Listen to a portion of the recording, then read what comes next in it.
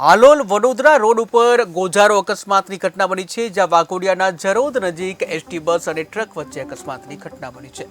દાહોદથી અડાજણ જતી એસટી બસને અકસ્માત નડ્યો છે। અકસ્માતમાં બસમાં સવાર એક મુસાફરનું મોત નીપજ્યું છે। અન્ય મુસાફરોને નાની મોટી ઈજાઓ પહોંચી છે, ત્યારે મૃતદેહને બસની બારીમાંથી બહાર કાઢી હોસ્પિટલ લઈ જવામાં આવ્યો, જ્યાં જરોદ પોલીસ અને 108ની ટીમ ઘટનાસ્થળે પહોંચી હતી। ત્યારે અકસ્માતને લઈને હાલોલ વડોદરા રોડ ઉપર ટ્રાફિક જામ થયો। એક ન્યૂઝ એવું મળ્યું છે કે સમલા જે જરોદ પાસે આવેલું છે ત્યાં કંઈક આપણા એસટી બસનો એક્સિડન્ટ થયો છે એક મોટા કન્ટેનર સાથે।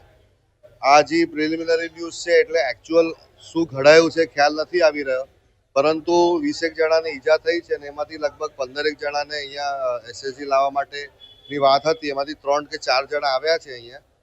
એક જણનું કંઈ પોતાનું મેડિકલ કે મેડિક્લેમ હતું એટલે એને કે પ્રાઇવેટ હોસ્પિટલમાં ખસેડવામાં આવ્યા છે। અને